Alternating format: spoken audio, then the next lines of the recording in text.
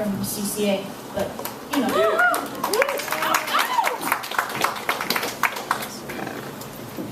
Okay, I haven't timed this, so it might be a little long, but it shouldn't be. I'm going to read an excerpt from my novel in progress, and then I'm going to read a couple of poems.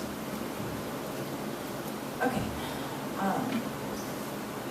Do you think what the Owen Collie are doing is right? The initial heavy euphoria started to wear off, and I was phased back in a little by the time I got to senior lit, which was annoying, but probably just as well since it was a discussion-based class and I was under high expectations.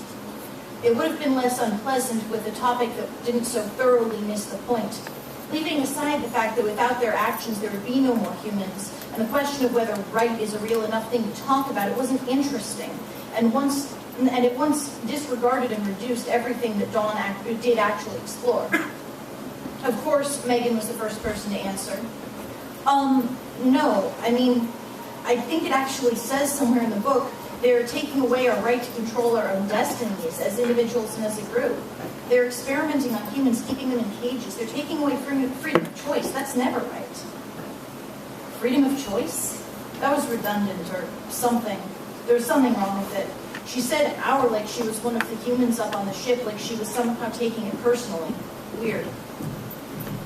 Yeah, and they may have rescued humanity, but their motives aren't pure. Jediah admits that they have this need to trade with other species. It's not about helping humans, it's about helping themselves. That was Brandon. Social justice types think intent only matters if you're doing something good. If any part of it is about preserving humans as an endangered species or whatever, why couldn't they just take what they need from us and then use those genetic prints to repopulate the Earth with normal humans, asked Catherine, which could have been a reasonable point if it wasn't directly addressed in the book. It was still entirely focused on the visceral aversion to having humanity as we know it wiped out without any thought for what actually made sense. Honestly, I said, it's a little hard for me to identify with the human perspective here. I mean, obviously what the Owen Collie are doing raises all kinds of ethical questions. There was a similar thing with songbirds on Earth, I think, and even that was hella controversial, and obviously, it's even more complicated with the sentient species. But what they're doing just makes so much sense to me. So much sense. The Owen Collie are just, honestly, they're sort of better at being people. I mean, demonstrably, in this world where humanity damn near wiped itself out, they've persisted in a way that, you understand, we're halfway through the lifespan of our sun. 4.5 billion years gone, another 4.5 billion to go, and the Earth won't be habitable for that whole time. Can I get a quick show of hands for anyone who sincerely and without reservation believes that we'll be ready in time to go find another place for humans to live? They were. They did.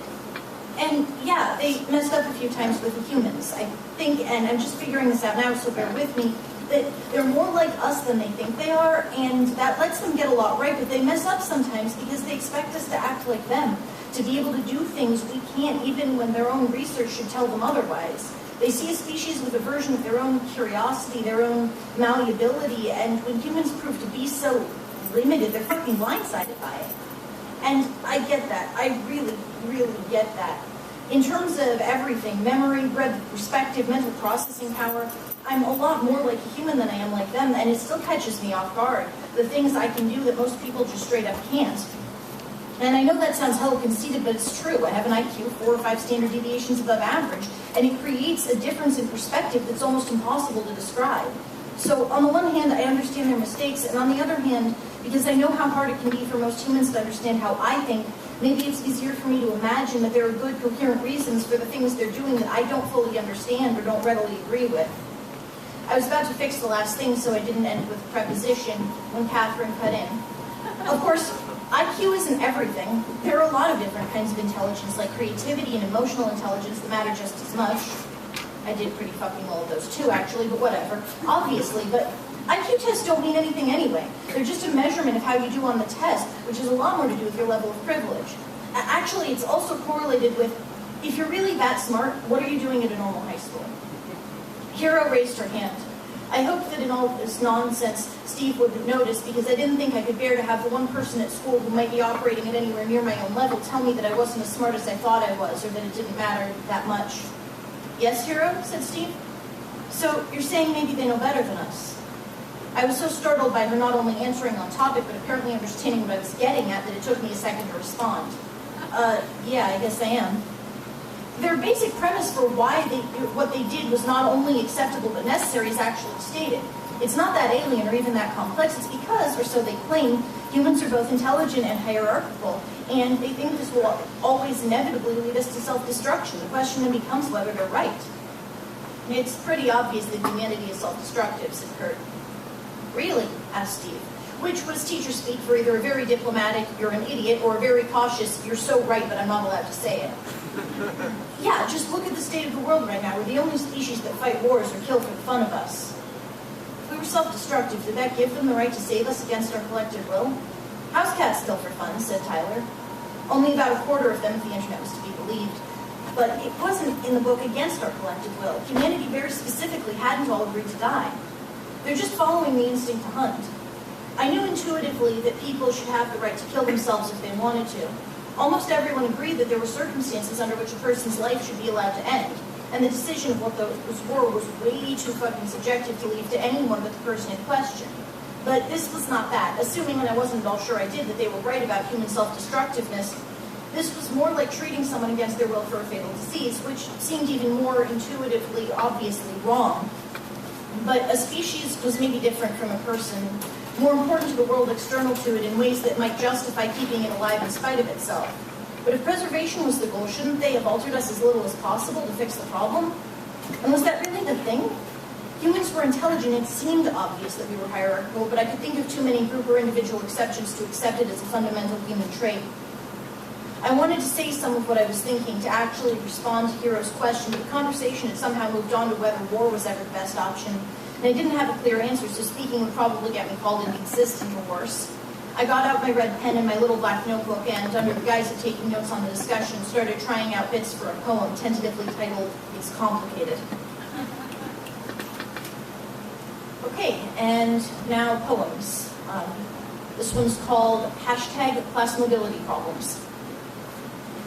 I dreamt a world, and now I'm here.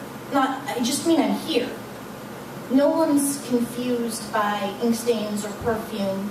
No one doesn't know that I'm not one of you. Okay, this one doesn't have a title, and part of it's in Russian, so yeah, it's short. Не рыжие, красные, эти красные. Not red, red. It's red. This one's a little longer. It's called Invocation. I have walked the middle path. I have been translator, taxonomist, guide in shadowy places, healer, catalyst. I know my limits, if not my place, and I have feared to choose. I will ask only to know my work, and once told, question its purpose. I will stand to receive punishment and fight it when it comes.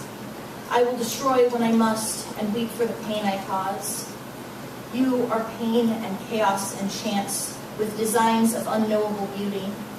You grant blessing and guidance where you will. Your name must not be spoken. I will do your work with a pen, with a needle, with a blade. I will love you and strive for favor. I will ruin and I will suffer, and I will mend. I will ask your name. Okay, this is the last poem. It's called Less a Name Than a Substance, which is a line from a poem by Andrew Joram. Ow, ow! I meant something between limerence and liminality, reciprocal laceration, more something than tempering, less than needing, refrain, branded, burned. It stretches, tethers, less elision than Eli, less Liz than leaving, than mended. Thank you.